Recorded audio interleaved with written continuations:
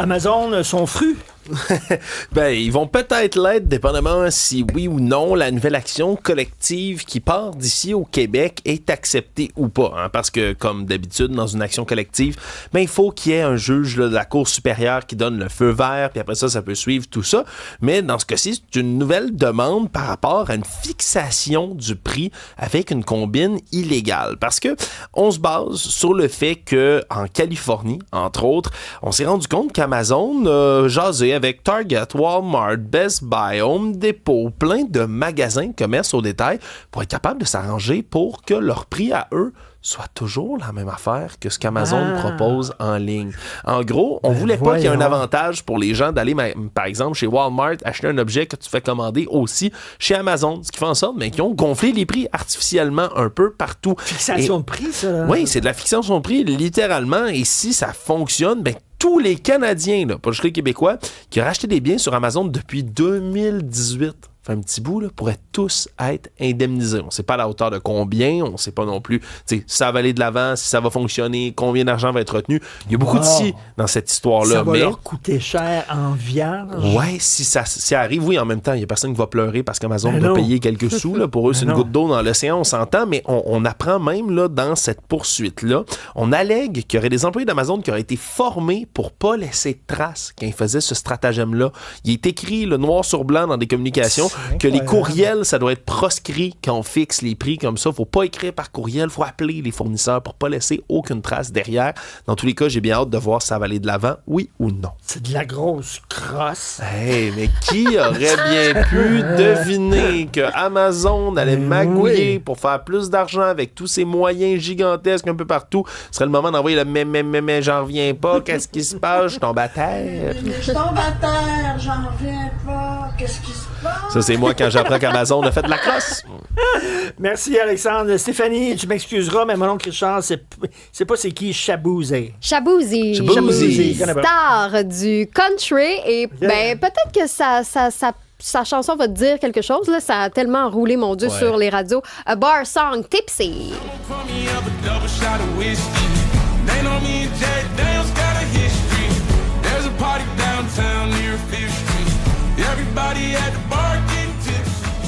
OK, il y a une erreur, là. Vas-y. Le gars, il est noir puis il chante du country. Il chante du country. Non, c'est peut-être le noir le plus straight au monde. Puis c'est une bonne toune. Ah non, mais cette chanson-là mais c'est vrai que c'est bon, ça. A battu le record de la chanson restée le plus longtemps en tête du classement Hot 100 et la chanson a cumulé plus de 2 milliards d'écoutes sur les plateformes en ligne. Donc, Alors qu'on doit à la communauté noire aux États-Unis la musique la plus cool au monde, le funk, le soul, le R&B, les blues, le blues, le Motown, le jazz. Lui, il a décidé d'aller dans le country. Il a choisi le country. Ben, écoute, pourquoi pas? Ben, pourquoi pas? Et il s'arrête donc à Laval, à la Place Belle. C'est ce qu'on a appris aujourd'hui pour sa plus récente tournée. Donc, 24 septembre. Les billets vont être mis en vente à partir de ce vendredi. Et avec 2 milliards d'écoutes en ligne, je sais qu'il y en a qui sont fans, qui admirent Shaboozey. Donc, garochez-vous pour les billets. Ensuite, cela dit, Ray Charles a fait des albums country qui étaient formidables. Super bons. Et je vais enchaîner avec une proposition de Seb. Oui, donc. De Seb à la régie. Il porte d'ailleurs la casquette de son groupe préféré. Vas-y, Seb. Ça s'appelle The Dead South. Et ce matin, je suis arrivé à la station. J'étais surexcité. Québec, c'est Nate du Dead South. On va faire une petite tournée là-bas au mois d'octobre et au mois de novembre.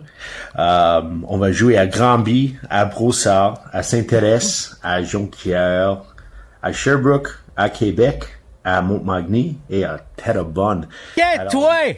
Ça, c'est de la bonne nouvelle. J'étais surexcité ce matin. Je les ai vus une fois.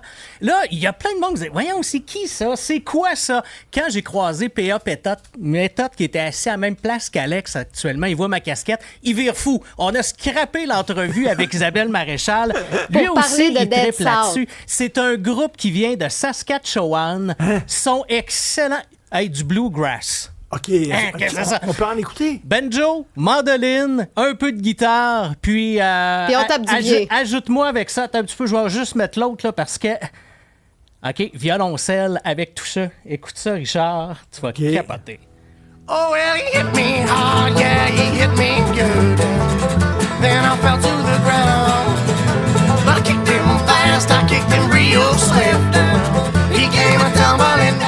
MTLUS, ils foulent ça à toutes les fois. Eux autres, c'est une gang de cowboys. Ça, c'est une toune de bataille de bar.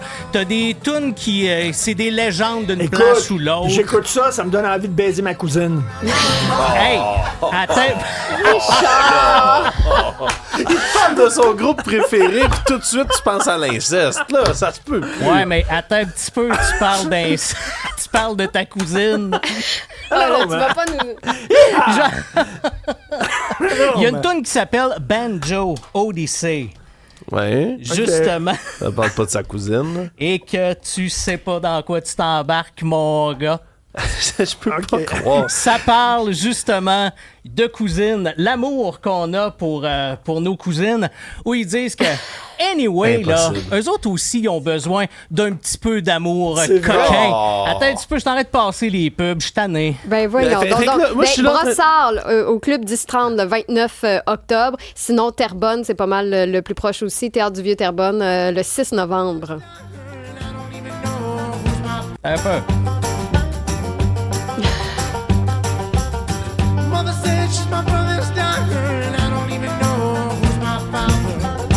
Oh boy. Celle-là, ça me donne envie.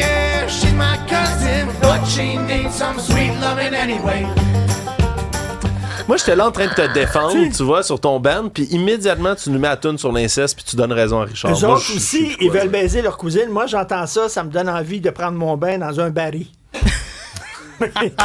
Merci.